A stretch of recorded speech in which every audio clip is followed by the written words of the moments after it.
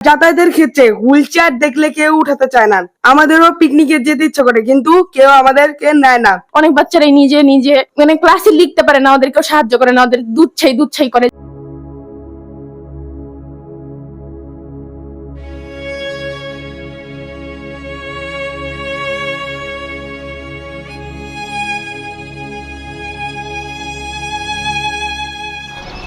এটা হচ্ছে স্কুলের ভবন, যে স্কুলে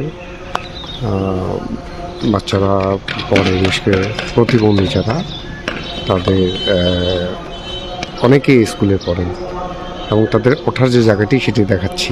এই যে এটাই র্যাম্প, যারা হুইল চেয়ারে আসে তারা এদিক দিয়ে এই ভেতরে প্রবেশ করে, বাট দোতলায় ওঠার জন্য আর কোনো র্যাম্প নেই বা ওঠার কোনো ব্যবস্থা নেই, যার ফলে বাচ্চারা এই প্রথম ধাপ স্কুল পর্যন্ত পড়ার পরে তাদেরকে স্কুলের চ্যাপ্টার শেষ করতে হয়, কারণ ওপরে আর ওঠার কোনো জায়গা নেই তাদের। আমাদের বিদ্যালয়ে লিফট বা র্যাম্প নেই বা রাইটার নেই। আমি এরকম অনেক বাচ্চাকে দেখেছি, অনেক মেধাবী, কিন্তু লিফট বা র্যাম্প বা রাইটার না থাকার কারণে অনেক মেধাবী স্টুডেন্ট আমার চোখের সামনে ঝরে পড়েছে। তাই আমার দাবি হচ্ছে, যদি আমাদের জন্য লিফট বা র্যাম্প বা রাইটারের ব্যবস্থা করা হয় তাহলে আমাদের জন্য খুব সুবিধা হয়।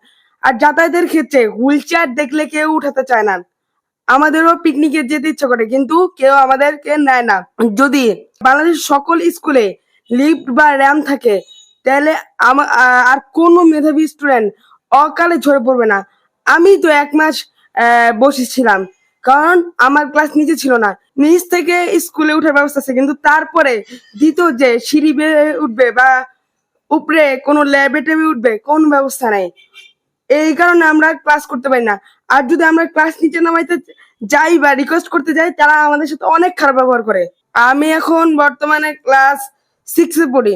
আমার ভবিষ্যৎ পরিকল্পনা হচ্ছে আমি একজন অকুপেশনাল থেরাপিস্ট হতে চাই, কিন্তু আমি আমার এই লক্ষ্যে আমি অনেক বাধার সম্মুখীন হচ্ছি। ও ল্যাব ক্লাসে যাইতে পারে না, তারপরে ও সারাক্ষণ ক্লাসে গম্ভীর হয়ে থাকতে, ওদের সাথে কেউ মিশতে চায় না। সরকার কি বিশেষ চাহিদা সম্পন্ন শিশুদের জন্য কি কিছু করতে পারে না? ওদের জন্য কি কোনো স্কুলে বা র্যাম করতে পারে না? সরকার এত কিছু বলে যে এটা করে দিব সেটা করে দিব, কিসের জন্য? ডিজিটাল কি শুধু ওদের জন্য কি ডিজিটাল হবে না? ওরা ওরা বাংলাদেশের জন্য কি কোনো অবদান রাখতে পারে না?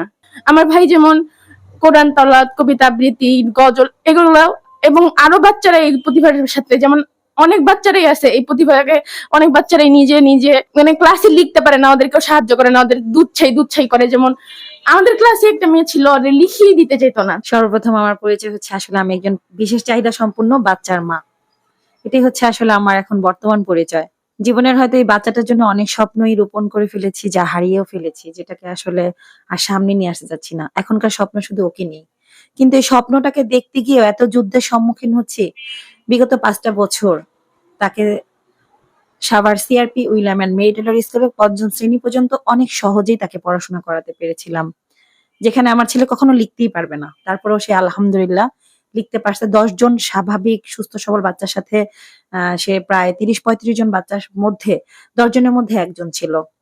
মোটামুটি আলহামদুলিল্লাহ সে একজন ভালো স্টুডেন্ট। সে বিভিন্ন জায়গা থেকে সে কবিতা আবৃত্তিতে পুরস্কার পেয়েছে, কোরআন তেলাওয়াতে পুরস্কার পেয়েছে। তার মেধা আলহামদুলিল্লাহ মোটামুটি অনেক ভালো। এই যে প্রতিনিয়ত আমরা বিভিন্ন সমস্যার সম্মুখীন হচ্ছি, ঘর থেকে বাহির পর্যন্ত। ঘরে তো নিজেদের রিলেটিভদের কথা আছেই, সেখানে ঘর থেকে যখন বাহির হই, হয়তো বাসে উঠতে পারি না, হুইলচেয়ার দেখলে বাসে ওঠায় না, হুইলচেয়ার দেখলে নিবে না, এদেরকে নিয়ে আমরা কোথাও যেতে পারি না। একদম ঘর বন্ধ একটা জীবন হয়ে গেছে। তো সেই জায়গাটা থেকে আসলে বর্তমান সরকারের কাছে আমার এইটুকু চাওয়া, আমার না, হয়তো লাখো প্রতিবন্ধী মায়ের একটাই চাওয়া, কাল যখন আমি থাকবো না, আসলে আমার শিশুটির কি হবে, সেই চিন্তাটা যেন আসলে একটু হলেও আমাদের পাশাপাশি আপনারাও যদি করতে শুরু করেন, তাহলে আমাদেরকে আর এটা চিন্তা করতে হবে না যে আমার আগে আমার সন্তানটার মৃত্যু হোক। এই চিন্তাটা যে কতটা ভয়ঙ্কর, আসলে যার চিন্তা ভাবনা সেই একমাত্র হয়তো বলতে পারবে। কিন্তু এই চিন্তাটা আমি চাচ্ছি বর্তমান সরকার যেন এই চিন্তাটা যেন তারা এইভাবে করে যে এদের ভবিষ্যৎ এরা কি করবে, এটা নিয়ে যেন তারা একটু ভাবে। এগিয়ে যেতে চায় বহুদূর, কিন্তু প্রতিবন্ধকতা একটি জায়গায়, সেটি হচ্ছে সরকারের সদিচ্ছা এবং ব্যবস্থাপনা। যদি এই আজকে যারা প্রতিবন্ধী রয়েছে তাদের ব্যাপারে সরকার পদক্ষেপ নেয় এবং তাদের কি সুযোগ করে দেওয়া যায় এবং তাদের মেধা বিকাশে কি ভূমিকা রাখতে পারে, এসব নিয়ে যদি সরকার একটু চিন্তা করে তাহলে কিন্তু তাদের ভবিষ্যৎ উজ্জ্বল হবে।